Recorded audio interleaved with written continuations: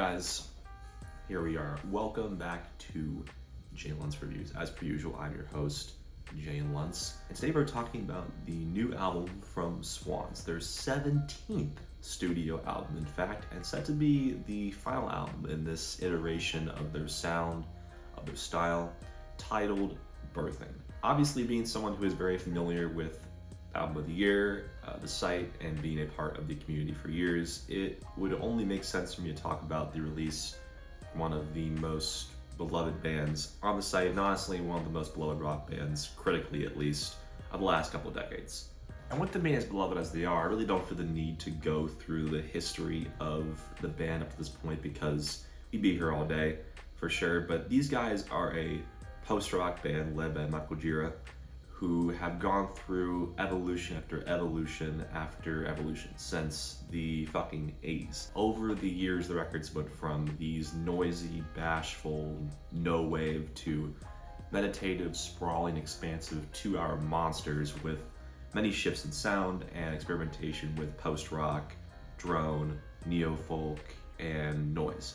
In my opinion, the band certainly mastered their ability to craft these long, epic sound collages with their 2014 record, To Be Kind. I just love the ferocity of that record, the building intensity that makes it feel like my nerves are being snapped in half on songs like Oxygen or Screenshot, or with some operatic, beautiful showcases in volume, like with the 34-minute Bring the Sun / Toussaint L'Ouverture. Their last record, The Beggar, proved to be a bit more of a contemplative record for them. Michael's songwriting was a bit more front and center, depressive, almost cathartic in a way, and the neo-folk elements from the record before that, as well as some of their 90s material, was put in a bit more of a focus, a bit more of a spotlight. It wasn't my favorite in their catalog, but it was certainly felt like the band had interesting things to explore in the future. There are other records in their catalog that I also really enjoy, that are really good.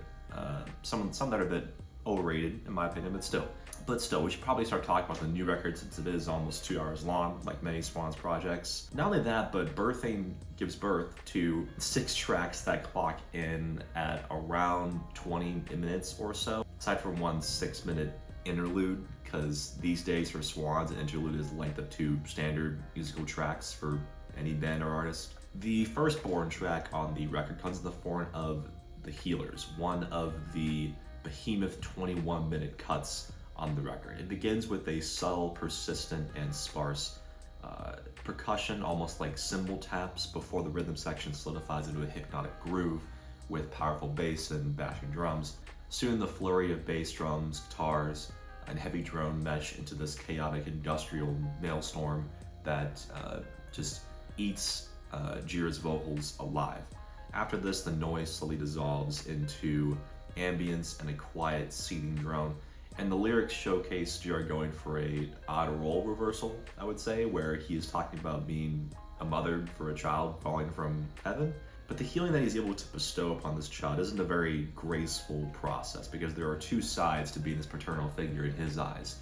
In this world at least, that he's concocted. A fierce protector, a life giver, but also a ruthless agent of destruction and violence and sacrifice. The dichotomy of these lyrics can be seen when looking at both of the first 2 verses side by side. A mother is both angelically soft and monstrously brutal. She creates life, but is also fiercely protective of it. The imagery that Gira posits on this song is pretty riveting and shows that he is still really good at taking these topics that are known to us, but describing them in a far more primal way, almost like a gothic fairy tale.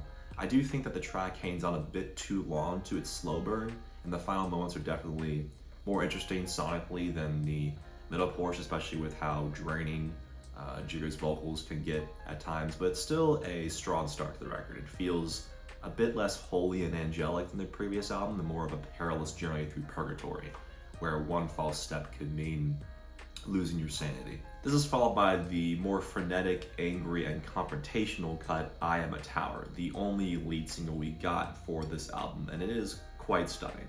Its pacing is more gradual, since it starts with an emotionally inviting set of female vocals being morphed into a mix of drums, bass, but new layers are added one at a time, like a tower being stacked higher and higher block by block, with these wailing guitars, then bellowing drones.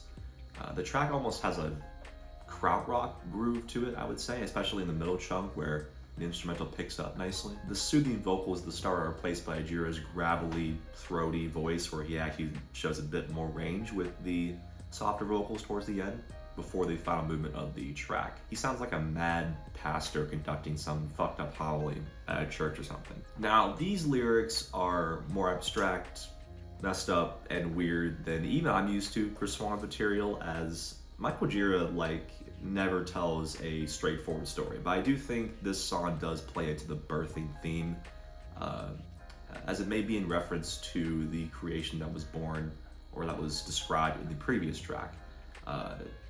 As now the person being born or bred in that first song is a massive, powerful entity, capable of violence and disgusting acts.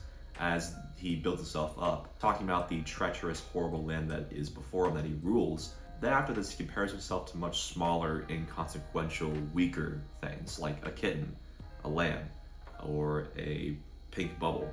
This implies that even this godlike figure is uncomfortable as it is and longs for the nurturing feeling, a paternal presence in its life, like before. But seeing as he is the last man alive, the idea of that happening becomes less and less likely. It's one of my favorite tracks the band has put out in this album trilogy for sure. After this, we get the longest track on the LP, the title track, which isn't quite as shocking lyrically, but definitely equally stunning instrumentally. Lyrically, Jiro basically dives into what a baby might experience while inside the womb of its mother, the things it might hear or feel, and he draws, of course, madness from that, because what else would he draw from it, being the Swans writer? As I said, it's really the constantly shifting instrumental that I love here. I love the jittery, distorted guitars and twittering synths at the beginning that well up like a hurricane as a single guitar chord is struck repeatedly, and then there are these looping piano keys that descend into madness. I also think the band kind of calls back to their no-wave roots from the 80s, but executed in a much, much better way. Mixing the heavy, deliberate bass and gorging guitars with the glistening synths and higher piano notes fits wonderfully. And the pacing of the track is once again pretty fantastic, an appropriate length for this section of the journey the album takes you on. It really just feels like they've decided to refine that old sound that they kind of used to explore in their old output, but they're just way better executing it here. I don't want to sound like a post-rock chill, but unfortunately I do think that the two weakest tracks, the shortest tracks, come after. Granted, they are still at the very least decent. I especially like the flutes that shift into this piercing mix of drums and drums on Red Yellow. The female chanting mixed with Jiro's commanding voice definitely reminds me of one of the freakier, shorter cuts off of Soundtracks for the Blind or something. The jazz horns in the track, however, I don't really think fit. I don't find that the lyrics add that much to the story of the record. The following track, Guardian Spirit, I feel is definitely stronger and carries with it more of that industrial sound from their 80s output. Definitely the most terrifying song on the record, especially with how menacing the vocals are at points in the track. The drums in this track have a really heavy noise rock feel to them, and I like Michael's quick little vocal chants that align with the drum bashes. The more I listen to it, the more it is growing on me, to be honest. The madness of it all. I also love the electrifying, almost KO.esque post-metal finish towards the end that is just so awesome and deadly. The palpable anger on this track is highly reminiscent of The Seer to me, honestly. I see a lot of parallels with just the tone and the emotion that is being drawn out of these tracks. The apocalyptic nature of the songwriting matches the instrumental pretty well, as the music translates the lyrics' descent into chaos, showing the process of healing being one about absorption.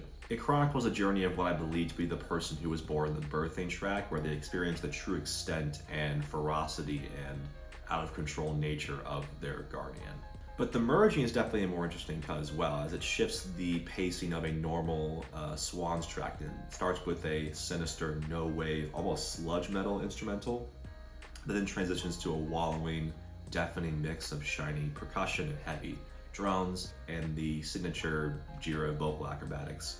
It's just so surprising that I even like the first half, since I don't think like a single one of the band's 80s albums is very good, to be honest. But here they come together as a band and grown enough to be able to come back and do that sound much better. I think the child vocals add this creep factor as well that is really entrancing to that section of the no wave part of the instrumental. It feels less like just kind of a sound like it was in their old stuff, and more of like an actual soundscape, an atmosphere. But the final track on the record, Rope Away, is probably going to go down as one of Swans' best tracks. I think this song was actually played live first several months ago, but hearing it now, man, I am jealous of the people that got to hear this thing live in its entirety. Really, it's not even that complicated. It's just this gorgeous, angelic, neo-folk, post-rock ascension where the character in the story has essentially shed the ashes of death, pain, and desperation that happened over the course of his conception. The horns, twinkling pianos, simple repetitive guitars, synth pads, echoey percussion, and Jira's melancholic but hopeful vocals really feel like a long gestating culmination of the band's sound into this one 19-minute extravagance that feels like floating away into a distant world. I also like that in the final heavenly moments of the track, Jira name drops some of the bandmates that are either in the band or still in the band, and their contributions to the band over the years, acting as an acknowledgement section of this long, novel-like album. But if this is indeed meant to be the closing chapter on this phase of the band's career, it definitely does not disappoint. Birthing is a hallmark of the late period work of Swans, serving as a powerful sonic journey through the abyssal depths of a crumbling dystopia, resurrecting the industrial noise of their early efforts and refining the totalistic post-rock songcraft that will undoubtedly define their musical legacy. I would give this record an 85. It would probably be a little bit higher if not for the two less interesting shorter cuts in the middle. But as it stands, I think this is definitely a worthy addition to their catalog, and definitely a very solid ending to their newest iteration of the big sound, as Jira calls it. But yeah, that's it. Those are my thoughts. Expect a video on Night Rain pretty soon, a couple days maybe, and also I'm probably gonna make a video catching up on a bunch of shows and movies that I didn't talk about over the course of the last couple months. I was a little busy with school and shit, so probably gonna be talking about certain shows and movies that I'm sure have been talked about a lot already, but I want to give my 2 cents on them, so we'll see. But thanks for watching, appreciate it, and yeah, see ya.